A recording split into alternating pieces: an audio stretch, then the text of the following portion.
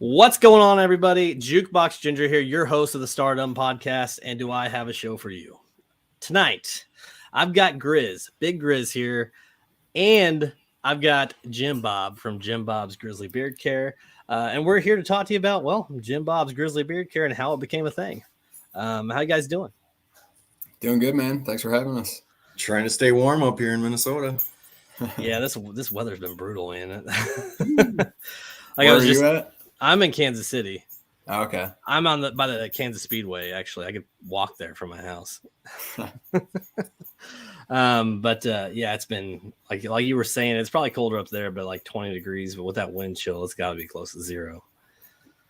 Yep. With the wind chill, yeah, 25 below right now. Oh, damn. That's brutal. Yeah, it's raining here in Michigan, and we got floods everywhere. It's pretty. Did you say right flood? It's flooding up there. Yeah, up here in Lansing. Flooding up north in February. Yeah, it's supposed to freeze tonight, so it'll be all right. It was 70 degrees here yesterday, so talk about a drastic change. Wow. All right. Well, JimBob, since you haven't been on here before, why don't you kind of break down a little bit about yourself? Well, we'll kind of break it down a little bit more as we go through the show, but tell me a little bit like where you're from and stuff. Yeah, man. So I'm JimBob. I'm from Michigan. I live up here in East Lansing, Michigan, and I work at Campus Barbers as a full-time barber there. And then I have JimBob's Grizzly Beard Care that started in college, going to Michigan State. And then we just kind of stayed up here. Met my wife in college, and she was from the area, so we stayed up here, man. No shit, man. So have you always been into, doing that kind of stuff, like dealing with beard care? No. So I never really thought about a beard until I was in the Marine Corps and shaving every single day and just getting tired of it. I remember getting excited shaving and then like cleaning my razor off and seeing little stubbles on the razors. I was like, hell yeah. I got a beard coming in. Mm-hmm. But yeah, I didn't really have any interest in beards until I was forced to shave every day, and I was like, I'm never shaving again. So when I was in college, right after the Marine Corps, I started the fall semester, and I got out in the spring of 2014. I was like, yeah, I'm just going to grow my beard out and never shave again. I haven't shaved since July 5th. That was my buddy's wedding day. So July 5th of 2014. Oh, shit. I mean, it's not very long or anything. I keep it trimmed up. But, yeah, I haven't been clean shaven since then. And no plans on doing so. No. Yeah, dude. It looks good. You keep it nice and clean. I'm trying to grow mine out like Grizz up here, but I don't know what he does. It's like before he was born, it just kind of was there. Yeah, genetics, man. It's yeah. I mean, it's all natural. Yeah, as Reacher would say. Have you guys seen that show? Oh yes, man. Genetics. Genetics for sure, man. All the way. That's so full. Like mine gets real patchy, like right in here. Yeah, real got them patchy, Joe Dirt man. Patches. Mm-hmm. Yeah. That's part of rocking the ginger beard too. Yeah. Ginger beards are patchy. My wife loves it though, so I figured I'd keep growing it. There you go. And happy your wife, happy life. Yeah, and the product is great, man. Well, I mean, we do have our beard anatomy. That's right. Have you actually studied, like, researched a lot of beard care products and like how they work? I did when I was in college and just trying the beard care stuff. I started it in 2014, or I started looking around for stuff, and I couldn't find anything in the market. Didn't even know it really existed. And then my next semester, or actually sophomore year, first semester, I started it because I was taking a biology class and I was learning about like pipettes and different measurements and stuff. And I was like, okay, onto something, this is exciting me. So I'm going to do it at home. So I ordered all this stuff online and just started mixing together. I researched what different oils worked well together until I developed a recipe that suited my needs. And then I have a coarse ginger beard. And so it worked for me. I showed it to my classmates who all four of my lab partners had beards. So it was like perfect timing, So I gave all of them a sample. They liked it. Then they started buying it with masking tape labels, man. So my wife talked me into talking to a tattoo artist and having them draw up like some images for a logo or for the labels so we could get some labels made. So I came up with first 5 names, and we went to a tattoo artist in town, and I was just like, hey man, I kind of want like a humanized bear, kind of like with a beard, and then these are its names, so kind of make it look like its name. And it was amazing what he came up with. Yeah, he came up with the original Grizz, the Working Man, Country Boy, Recon Scout, and Yoga Bear. And yeah, he killed it. So all the different designs on your different scents and stuff, are those all tattoo artists made? The first 5 were. We've had so unfortunately, ever since we got those made, we haven't been able to get a hold of him.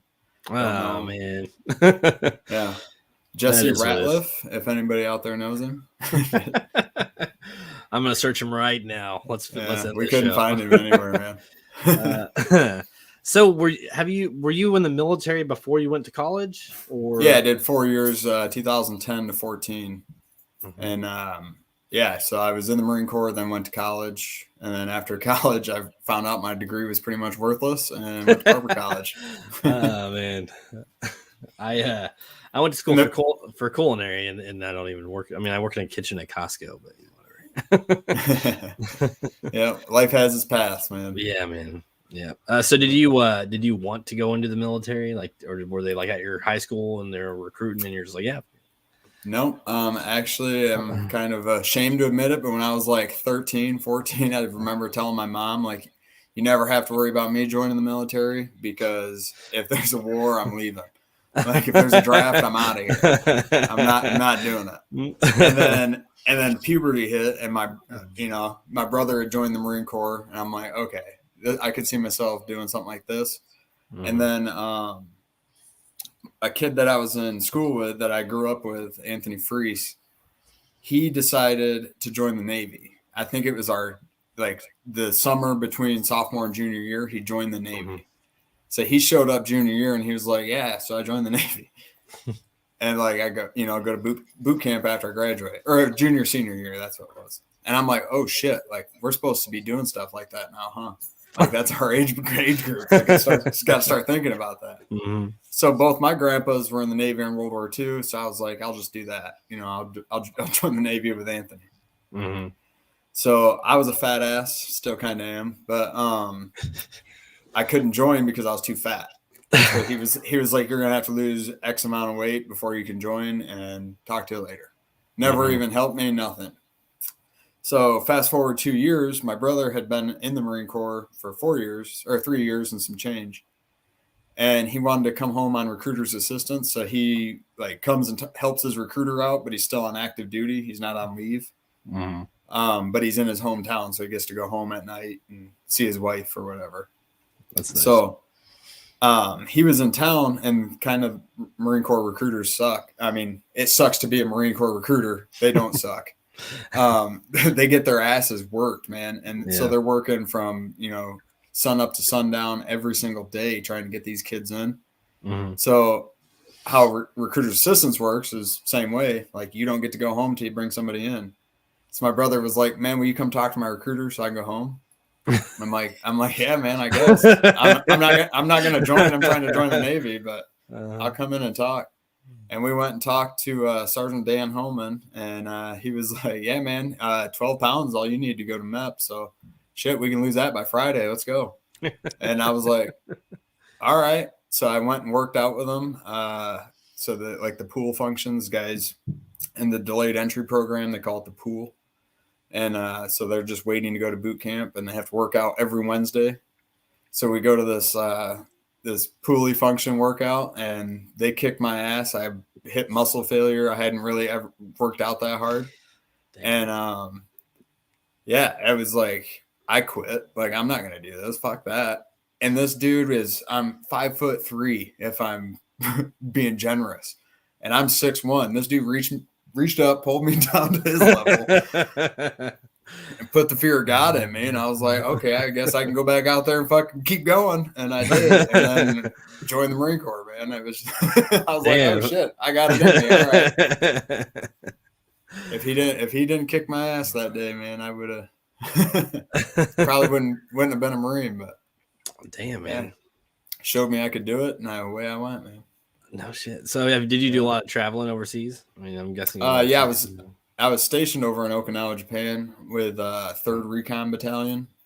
So we were on. I think it's pretty sure it's the only infantry unit in Okinawa, and we're on this pretty tiny base out there. And it's like our base after 4:30, so it's pretty cool, Yeah, pretty cool experience I had. That was 2 years. While I was there, I went to Thailand and mainland Japan. Then after my 2 year tour over there where that unit was up, I got sent to 311 311 and 29 Palms, and then transferred to India Battery within the battalion. Mm-hmm. Then they sent me back to Okinawa on a deployment. And I was like, I just left there. Like, how is this a deployment? Like, okay. We go there. And so the guys I had never really hung out with these guys. And now I'm deploying with them. So we're on the way over there. And the one guy's like, yeah, Uncle Sam asked me what I wanted for my birthday. I said, I want to go to a tropical island and bring 70 of my closest friends.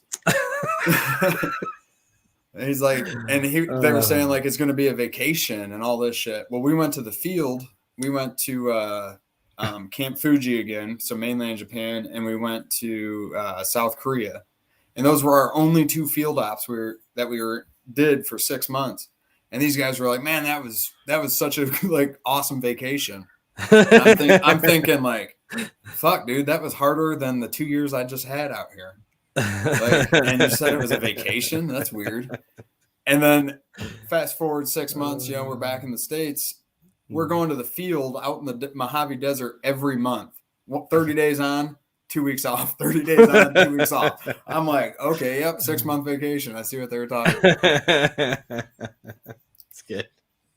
But yeah, we went to South Korea. That was all right. It was more or less field ops than anything else. We didn't get too much liberty. We went to the DMZ. That was pretty cool. The demilitarized zone. Where's that? So that's in between North and South Korea, and it's where they have like an armistice. Like they're not going to shoot. Just don't come over on this side. Yeah, I got you. You'll get shot. Yeah.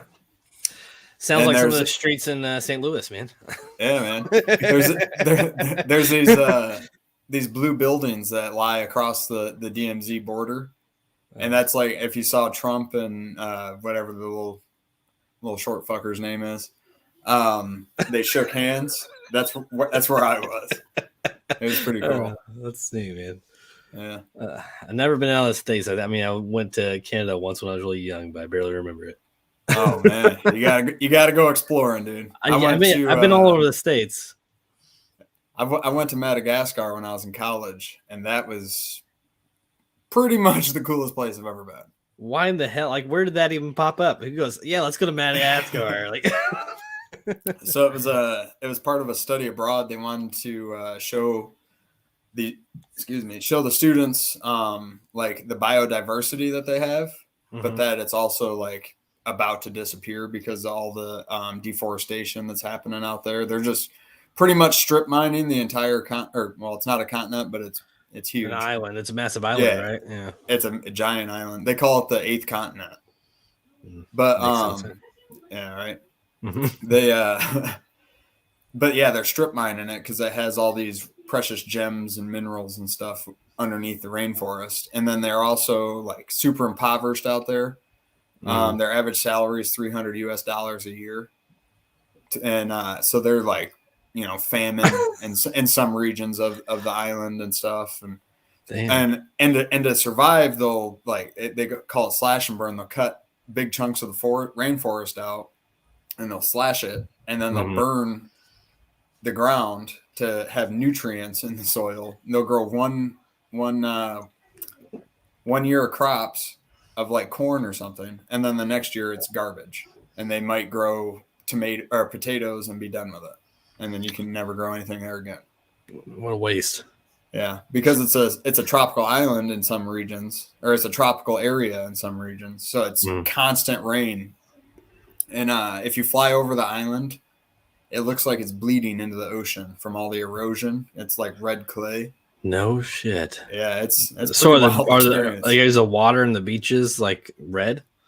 And yeah, in some spots, yep. Yeah. Like we swam in the Indian Ocean, and it was like, it wasn't like super red, but it had a red tint to it. Like it wasn't. It was like lake water for the ocean. Yeah. So basically, it looked like your guys' beards. Yeah. Hey. You got it. You were being too quiet for too long, man. You just had to throw something in there. At least there's no grays in there, Chris. Dude, I got some whites. You can't see it, but there's whites growing in, man. It's straight up embracing it. Yeah. I'm not gonna go gray though. I think it'll all go white. So I'm fine with that. Yeah. All right, so I did throw in. Let's get some of these topics going here because I threw in like some of these crazy ass wars, and I kind of want to throw them in. Have you guys heard of the Great Emu War? Nope, I've heard of it. So from November to December in 1932, Australia declared war over an overpopulated emus. So they were like destroying all the crop for the farmers and everything. So they had all these guys going out with their fucking machine guns, and the emus were too stealthy. So they end up losing the war because the emus were too smart. And now there's like 700,000 emus on the island. Nice.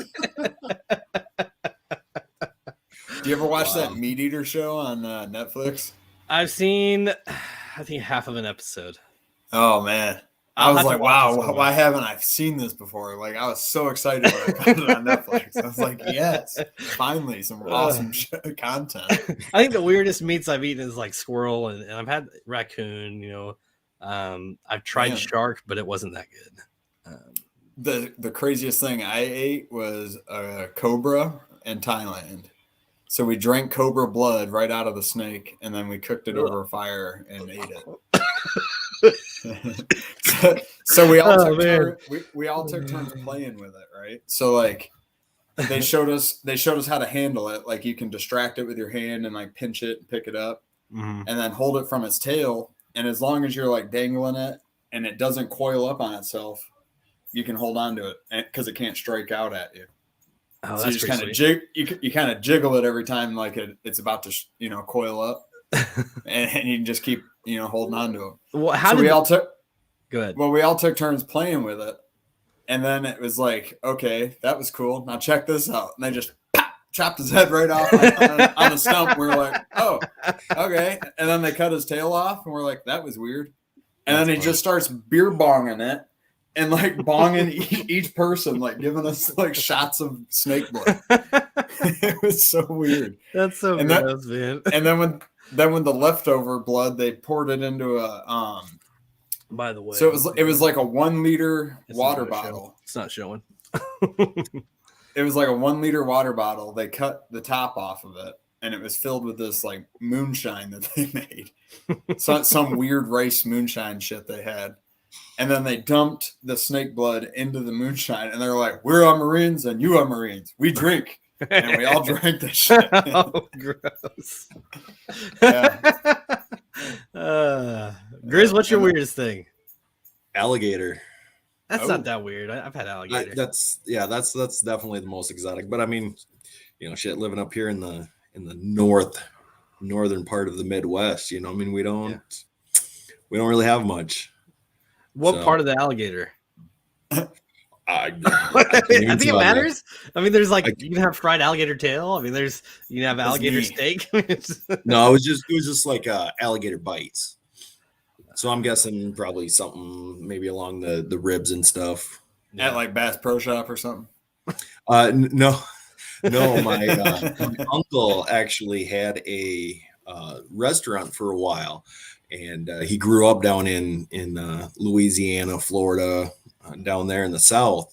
And I mean, his cooking is absolutely phenomenal. So he got some guys to invest in building a restaurant for him, and made it kind of a Mardi Gras style Southern cuisine type of stuff. And so he had that on his appetizers and everything like that. And I was petrified to even try it. Like, I mean, I've always been a very picky eater. Uh-huh. So I was like, yeah, like not happening, bro. Then my aunt talked me into it. You know, she's just like, yeah, you're gonna be fine. So I can't believe we got you on a roller coaster. Hey, we're good. Somebody's laughing in the background over there. JimBob and Brittany have gotten me to do some fun things. So, are you scared of heights? Jesus Christ, suck my dick, suck my dick. I can't believe Brittany said all that. Okay. So here in well, it's not in Michigan, it's in Ohio. It's Cedar Point. Yeah, and they have this this roller coaster called the Iron Dragon, and it's like a little box, like a basket that you're sitting in. It's got like a little umbrella over top of you, you know, like you'd be going on the skyline, right? Gotcha. Yeah. But it's like on a roller coaster, so it swings a little bit. It doesn't really go all that fast. And it's like an introduction for like that's a lie right there. It's how you introduce like 10-year-olds to roller coasters. All right, I think this interview's over. Oh my gosh, it was a good day. Are you scared of heights, man? Oh yeah. She was screaming. Dude, all you need to do is stick your chin out whenever you're falling, okay? It'll catch your fall. It'll slow you down at least. Yeah. It was a good day. It was a very fun day. I look at heights like, I mean, if you're high enough, man, if you fall, you're gonna die anyways. Who cares? Or at least you better hope you do. I like heights. Yeah, they don't scare you. All right, let's get another one of these wars out of the way, okay? The pastry war. You heard of that one? Nope. All right. Let's see. After his Mexico City pastry shop was destroyed by a lawless mob in 1828, a French chef named Ramontel asked the Mexican government to pay damages, a request it promptly ignored, so he asked the French government for help instead. 10 years later, the incident somehow caught the attention of King Louis Felipe, who demanded the Mexicans pay Ramontel, including a whopping 90% interest rate. When they refused, the French blockaded Mexico and occupied the city of Veracruz. The saddest truth behind the pastry war was that no one really gave a shit about the pastry or the shop. They just wanted the money. Huh. And they didn't get the money either. Wow, that sucks. That sucks. Like that's just a blow all the way around. Why invest all the time into something stupid like that? I mean, I don't know. I'm sure our government's done some stupid shit. I was just gonna say. I mean, it's nice. It's nice to know that things haven't changed in the last years. You know, they're still wanting money for stupid shit. Uh-huh. So Okinawa, like why were you stationed there? Like, was there any reasoning or just training? That's just where they said, hey, you're gonna be stationed here. Oh, all right, cool. so the Marine Corps or the US military, I guess, has occupation in Okinawa because during the island hopping campaigns, that was the closest island to mainland Japan. So it was like, hey, we're gonna stay here. You're not going to have a military. We're going to just be your occupying force, and we'll protect you in case anything happens, and we can fuck Korea up if they need us to. Yeah. Okay. So they keep us there just to have a force over in the Pacific, just to be that intimidation factor. Yeah, or just in case anything pops off again on either front, we're already there. Yeah. You know what I mean? Like how we got attacked in Pearl Harbor. Fuck. How do you retaliate? Yeah. Now we just fucking be like, bitch. Yeah, we're here already. Yeah. No shit. It's crazy they got like all these trash islands going up over there too. At least that I've seen on TV. They're like building whole islands with their garbage. Oh, that's disgusting. Yeah, I don't know why you'd want to stay there, but yeah, they're doing it. Plus, aren't they like super overpopulated? Okinawa, I don't think so. No. Okay, so Okinawa was an island. It's not like on the mainland, right? Right. It's okay. I think I'm not really sure how many miles off of the mainland Japan is, or or Okinawa is, but it's 60 miles long, and at the widest point, it's about 13 miles. Damn. And the speed limit on the highway is 45 kilometers or something or 65 kilometers. So it's like 45 miles. I was going to say that's not very fast at all. Holy shit! But it's hauling ass when your tires are this big, dude. Like you're riding around it. You're riding around on golf carts doing 45. Is that really what their cars look like? Yeah, they're super tiny, like super tiny tires, man. I mean, I guess they're pretty tiny people on average. Yeah, we had a commanding officer that was. He was like a country boy. He was like filling in for a little bit. Mm-hmm. And he was like, yeah, so they sent me out here and I drive trucks. So I got a bongo truck. Have you seen those bongo trucks? They're like the little white Mitsubishi trucks. It's got like a 4-foot bed that's damn near flat. It's got like a 2-inch wall on the side of it. Good for nothing. Like it's good for gardening or something. You might be able to haul like a bag of soil. It sounds like a gator. Yeah, with essentially, yeah, with a cab. Man, I remember we used to take gators and we put kegs in there and just drive them out into the woods. And we weren't even fucking 21, but we'd go out in the woods with these fucking whole kegs and just party all night. Oh man, I'd love to get my hands on a keg as a kid.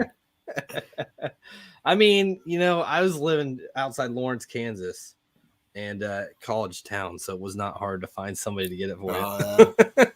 Yeah, that's like KU. That's KU, man. Yep. Yeah. Good town. The town itself's great. So I got a keg story in Okinawa. You're only allowed to have. If you're a Lance Corporal or lower, so an E3 or lower, you're only allowed to have a 6-pack or a bottle of wine. It even doesn't matter how old you are. So, but you can buy alcohol at 20. So that's a perk. You can buy a 6-pack or whatever. And then from corporal to sergeant, you can buy a 5th of liquor or a 12-pack or a gallon of wine. And then if you're a staff sergeant or higher, you can buy whatever the fuck you want at any amount. So we never had kegs. Like that was unheard of. That was never going to happen. And we would throw some ragers and like some pretty awesome like beach parties and stuff and never had kegs. Well, this one guy from our unit was walking back from the bar drunk, and there was another unit that their commanding officer had bought kegs for. They were having a party, and he just walked up and stole a fucking keg and took it to his barracks room and stuck it in his closet. Oh, we finished the keg, and he took it back to the bar to return it. He was like, "Here's your keg back." Oh man. I think so. I moved to Colorado, and right before I moved, we threw a party. We rented a venue and everything, and it was the middle of December. And the guy's like, "Just give me $300 and clean up." So we were only expecting to have a small gathering. We ended up having like 400 and something people show up. We had like 4 kegs, 30 packs, and like 3 different fridges, and people were bringing bottles of liquor. And half of us were under 21. So it was like 3 a.m, and we were supposed to shut down, and it was still packed. And you see the cops kind of start circling around the property, and we're like, "Fuck, guys, we gotta get people out of here, man."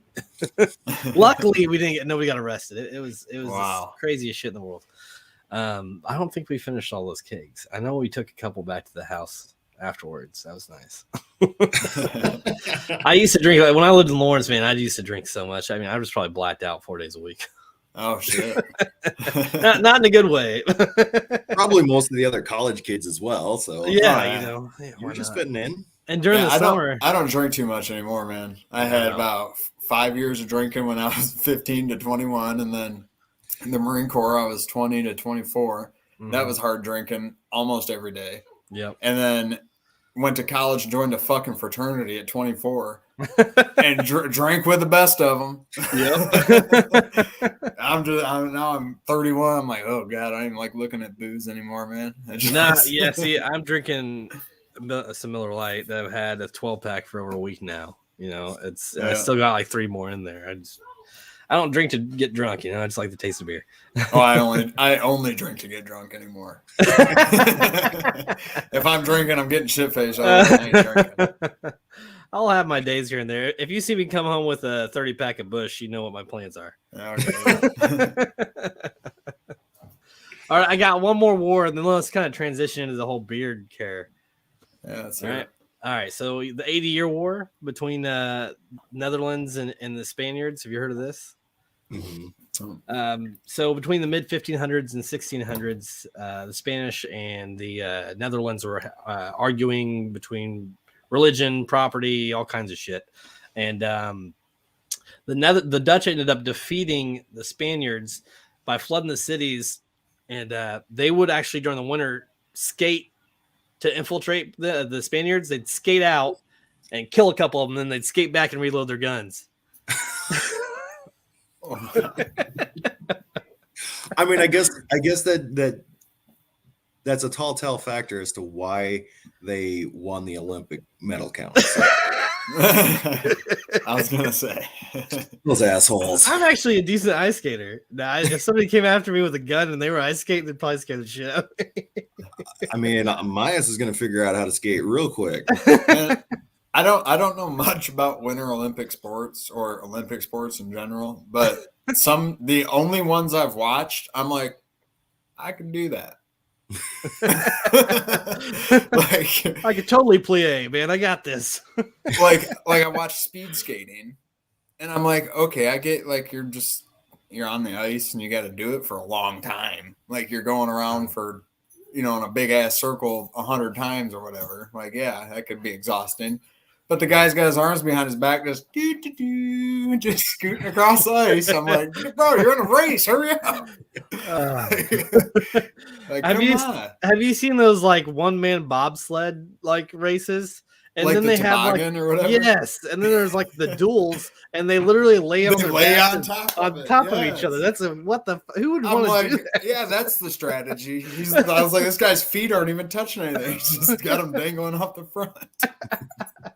That would be the least of my worries, man. Yeah. I would, dude. Like how do you train for that sport? All right, hold on. I couldn't do it, man. I could have some dude laying on top of me or be laying on another dude. Sorry. Especially when you're going 75 miles an hour. Like I'd still be like, dude, is that a bulge? What the fuck's going on, man? I was in the Marine Corps. It's all right.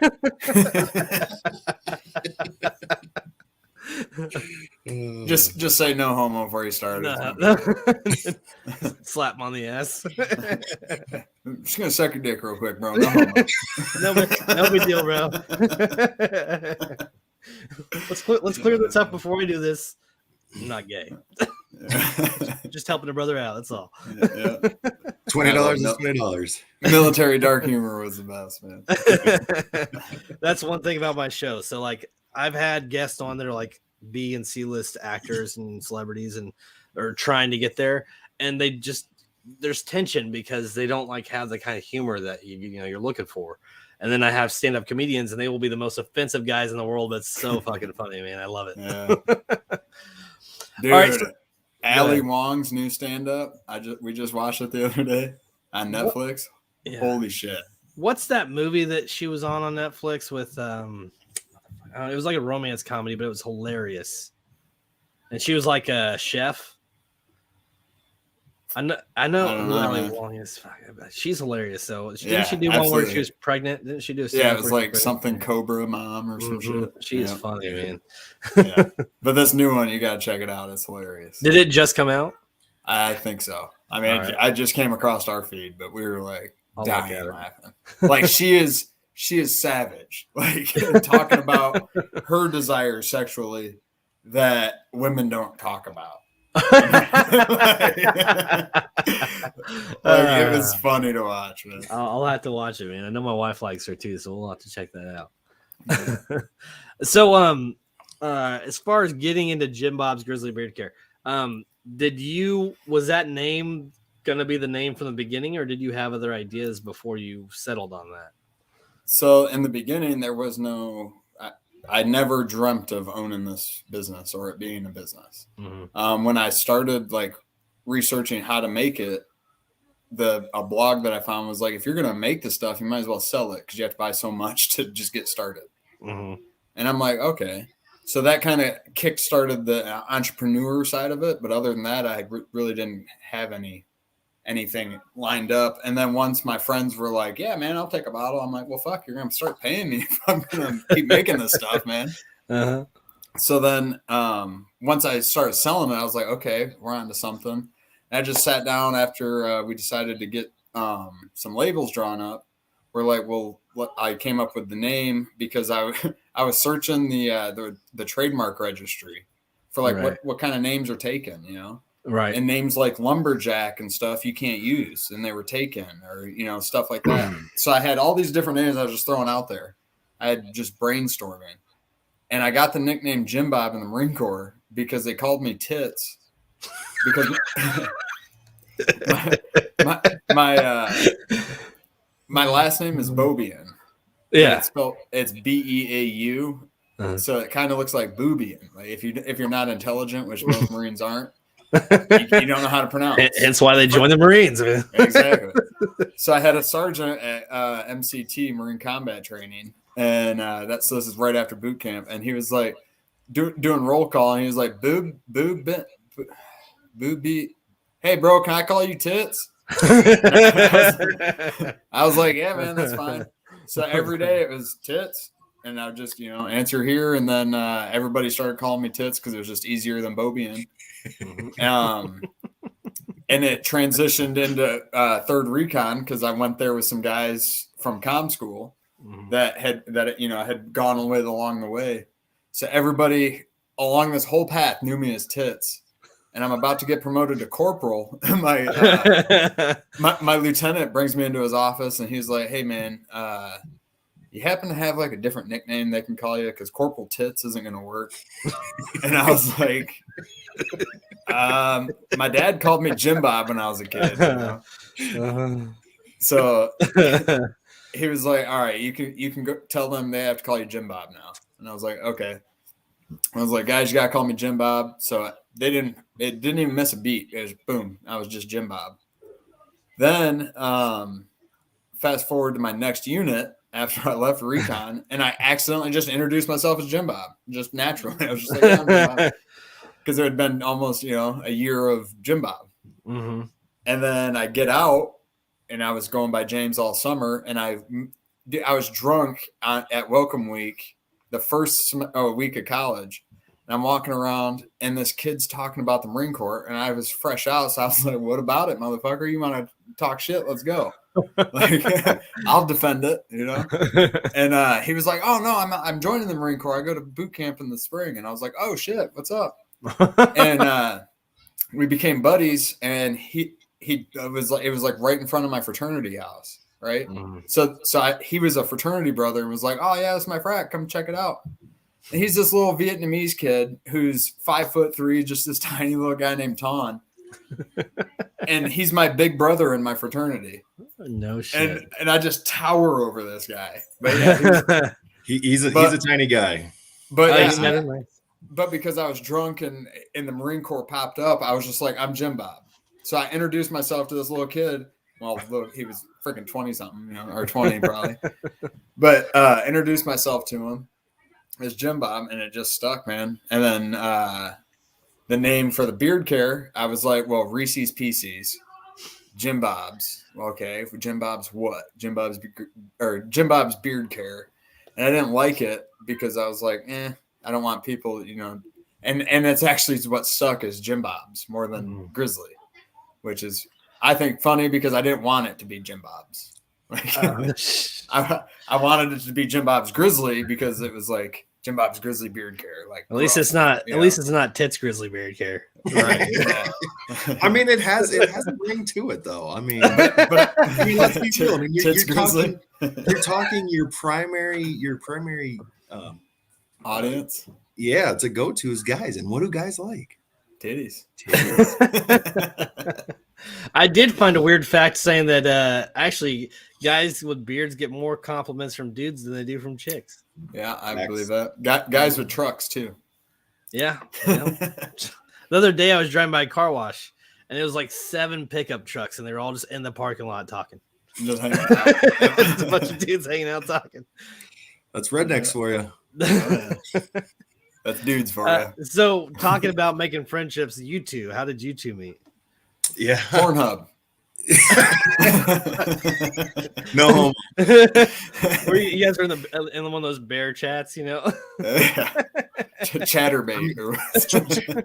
Truth be told. I'll let Tony tell it. Go ahead. Yeah. So actually I forever. I mean, I've been growing my beard out now for, oh gosh, I think I was looking, I think in June it's going to be 7 years I'll have this. And I've always kind of had facial hair since I've graduated high school. And just we grew up on the farm, I mean, farmers, they don't do shit. They're dirty. I mean, it's just this the way of the land. And so I just wash it and everything's cool. Back on. You want to join? He's a good friend. He's actually a great friend of mine, man. Yeah. So then I just reached out to the lady that cut my hair, and I was just like, hey, like I'm just kind of just toying with the idea of, maybe using some products, but I'm looking for something that doesn't have a scent. I don't want anything that smells, I mean, it's around your nose. It's, I'm like, no. So I want low key scent.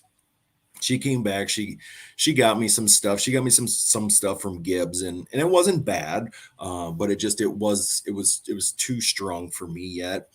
And so went back to her and was like, hey, find me something else if you could, kind of struck out with her. And so I just, I came across some guys within my area. They're in a beard club called the Bearded Villains. Oh, I've seen them on Instagram. Yep. Long story short, we do a lot of stuff on Instagram and everything like that. So I started an Instagram and whatnot. And then I just started reaching out, or just, searched, beard care companies and da-da-da-da. And so I started reaching out to all these different beard care companies, like, hey, like I'm looking for non-scented, and everybody's like, sorry, man, nope, don't have nothing. Found this, Tits Grizzly Beard Care, and like, okay, cool. It sounds sweet. It does have a nice ring, honestly. See, I'm telling you, it rolls off the tongue. So I reached out to him, and I was just like, hey, I'm looking for something non-scented, I'm striking out. Just, let me know if you have anything. He's like, actually, I do. And I was like, shit. Literally took me 6 months to finally pull the trigger and order anything. And shortly after I ordered it and everything like that, they had it posted that they were looking for some more brand ambassadors, and I messaged them back and it was like, hey, like I'm working 80, 90 triple hour week sometimes. I don't know if I'm going to be able to give you what you need, but I mean, I'll give it a try. And he's like, yeah, whatever, we'll make it work. And I was like, okay, cool. Mm-hmm. And I mean, the rest is history, man. So, and then you guys, like, how soon did you guys meet up after that? Well, he flew out to Detroit for the Circus of Whiskers beard competition. That's crazy. And that was our first time meeting. What was that, 2019? Yeah. So is that an annual competition? Yep. I think they did it this year. We didn't make it this year, and they didn't do. I think they might have done it online because of COVID. The year before. Right. But yeah, they're bringing it back. And it's pretty new event. It might have been on their 6th year this year. Yeah, something like that. Yeah. 6th or 7th. Yeah. Damn. You absolutely love at first sight. Everybody likes the big beard. Yeah, we actually we literally made a TikTok when we first met. Yeah. Shit. It might be my first TikTok that was on there. I'll have to look, man. That's hilarious. And it's Tony like arriving to the hotel, and then he comes in. We have like a piece of paper with his name on it, and then he like runs over to like hug him, and he grabs a bottle of oil and just starts spinning with it. Yeah, it might be time to put that back up on my IG page again. It's been a while since I posted that one. Daniel, he's just jealous because he can't grow one, man. He showed me a picture of him a couple years ago with one, and it was definitely didn't fit him. I mean, it sucks to suck. Yeah, that's what it is. So I do have a random fact. So Billy Gibbons and Dusty Hill from the band ZZ Top had to turn down offers of over $1 million to shave their beard.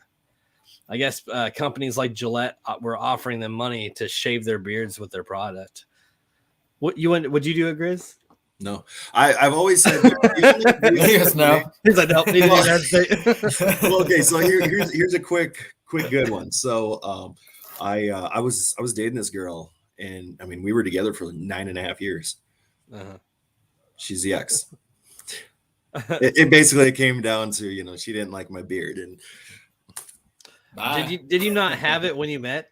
Oh no, I did. I mean, obviously it wasn't near as big and everything and whatnot, but yeah, I wasn't going with it. Now I've always said there's two reasons as to why I would cut my beard off is if my goddaughter ever asks me to, or if I were to be able to raise up enough money for a good charitable cause. That makes sense. Yeah, but I mean, we're talking like at least 5 figures. Yeah, minimum. So, man, see, mine's taken 2 years to get to where it's at now, and I still don't think it's that nice. It's getting there, but I don't think I would shave it. I don't want to shave it. Size doesn't matter. Size doesn't matter in the beard game. I need to trim. Just rock what you got, man. Yep, that's right. Yep. That's one of the great things with beards is obviously, James saw me when we were in Detroit for that comp. I mean, I was like, walking in there like, yeah, like I got big shit. I walked in there and I was just like, I was humbled real quick. Like, you came in fucking second, bro. I know, but that's out of how many were in the it doesn't matter. Yeah, we ain't talking about that. No, there was 4 of us, but there's only 4. I was in the top half. Look at that beard. How many guys have you ever seen in your life with beards that big? They're not just walking around in the local grocery store. No. I think the closest one I've seen, the guy I work with, Patriot Pat, which I think he's now a beard ambassador too. Yeah. His is pretty big too, but his is like straight. It's not the same as yours. It's really? Straight. Yeah. It's just straight comb, straight down. Wow. Let's see here. Tell me what's his fly. Well, like I was telling Dylan earlier, like it's just I put product in and everything today, but it's so cold and everything. Like it's doing his own thing right now. I mean, for the first half of the day, like it was looking solid and stuff, and I was like, still looks good, man. Daniel just said you were first place loser. Just so you know. I came in 13th or some shit. So, out of 4, that's pretty bad, man. Yeah, right. Now there's like 40. 40. There's 40. Yeah, and most people have beards my length. Yeah. So everybody there was. Yeah, that was a big category. Yeah. Yeah. I mean, if Dylan ever wants to, or Daniel wants to, do a beard comp with me, I mean, I'll throw down with him. He might get you on the baldness. So I'm thinking we should try to set up like a beard competition and a bearded 5K. Ooh, nice. But it's got to be a topless bearded 5K. Let's do that. But I think. But I'm thinking like November, there you November go. When for No Shave November, and like for people that don't have them, we could give out fake beards or something, I like it. But do a beard competition 5K. That'd be nice. I know I won't win it. Get some set up in Lansing. Yeah, you get some pretty crazy entries, I would think. Oh, I guarantee it. Well, especially like it's crazy. I see beards all over the place now. I mean, oh yeah, and the different brands and how many names are. Oh man, it's a saturated market, and it was an open market in 2014. There was no beard care companies in 2014. So I mean, it's definitely, it means it's a legitimate good product. Like just beard oil in general, it's good, and men taking care of their beards is a good thing. Mm-hmm. Like guys are realizing, oh shit, this fucking rug I have on my face could turn into a cashmere sweater. I did find an interesting. I found a interesting fact saying that you can for $5,000 you can actually have a beard implant. Oh, I'm sure it's about the same as like hair, your head hair or whatever. Yeah, plugs and shit. Ball hair, whatever, it's called. I mean, I guess that's not that expensive. I mean, all things considered, but I wouldn't do it. Just grow it, bro. Well, and if it's not genetic, like you'd think, even if you got it, how would you be able to maintain it if it's not genetically supposed to be there, right? It wouldn't have eventually just fade and fall out. I don't know. I'm not a doctor. I don't fucking know. Yeah, I don't know how. I don't understand how they can just gouge out a hair follicle and just stick it in your skin and be like, that's where it'll go. You see that pore right there? Just plug it in that pore right there. Yeah.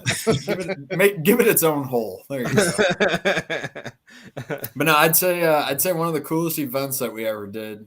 I mean, we've done freaking NASCAR races and hometown festivals and stuff like that. But we got invited by this lady that we met at the gym, and she was like, hey, come to my event that I'm doing at this fairgrounds. It's only 4 hours. It's not a Saturday. You just come by. It's $50, for the spot. And I'm like, yeah, okay, here you go. We'll come check it out. Sell a couple products. We'll make our money back, at least. Turns out it's a like monster truck mud bog event at this fairgrounds. And they got like, it was like kind of a car show, but not really. They had like tow truck semis that were like on display and shit. It was wild. The dudes walking through there were all like heavy equipment mechanics and operators, man. Like everybody in there had calloused up hands with broken knuckles, and, covered in dirt and grease under their fingernails. Mm-hmm. We made $1,200 in 4 hours selling beard oil to these guys. And they had never fucking heard of it. And they were like, oh my God. Like, I didn't know you were supposed to take care of this thing. No shit. They loved it, man. That was our coolest show we ever did. These guys had never heard of it, and they loved it.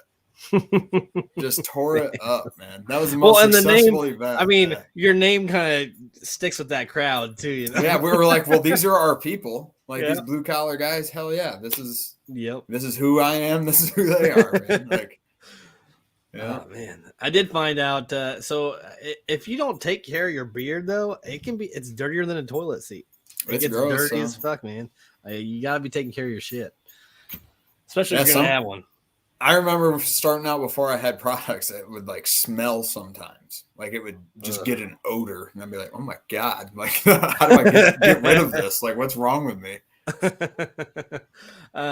So when did you do you have your own warehouse now, or do you have a company that makes it for you? Oh no, we make it all ourselves. And we don't have a warehouse. We were fortunate enough to purchase our own house, and it has a full-size basement. So we were just like, hey, no overhead. We'll just rock it down here. And no shit.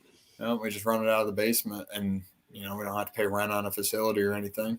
That didn't take long when I ordered the product either. I mean, we're Amazon fast, if not faster. Yeah. I think it took like 4 or 5 days. Yeah, something like that. Not bad at all, man. I need to get some more shit. So let's tell everybody where they can find you, man. Yeah, jbgbc.com. So JimBob's Grizzly Beard Care.com. My dumbass decided to pick the longest name possible for a business. At least you don't have like hashtags. So a website isn't. But dude, I used to have my website as JimBob's.com, and to try to type that out in every promotional thing I ever did, oh my God, it was ridiculous. And we switched it to JBGBC, and I was like, thank you. Like, boom. Why did we pick such a long name? The 30-second ad I did for you, I had to redo it like 30 times because I kept messing up the JBGBC. Oh, dude, I love it when people mess it up. I love it when. So I've had a couple guys review it, and they call it JimBob Grizzlies. JimBob Grizzlies, not JimBob's Grizzly. JimBob Grizzlies. That's funny. Yeah. Or I can't tell you the amount of people that call it Jimbos. I'm like, you just stopped reading halfway through the word? Like, you just gave up? Oh, you missed a few letters here, man. Yeah, you just forgot like a big ass letter right there. I mean, it looks just like the first B. All right. Well, hey, you know, I'm glad I got to pop your cherry on the podcast scene, man. Yeah, man. Thanks for having me on. Yeah, of course. Grizz, thanks for joining in as well. So Absolutely. Stardom is now officially. I am Jukebox Ginger. I'm now a beard ambassador. Thank you guys for letting me be a part of JimBob's Grizzly Beard. Man, glad to have you.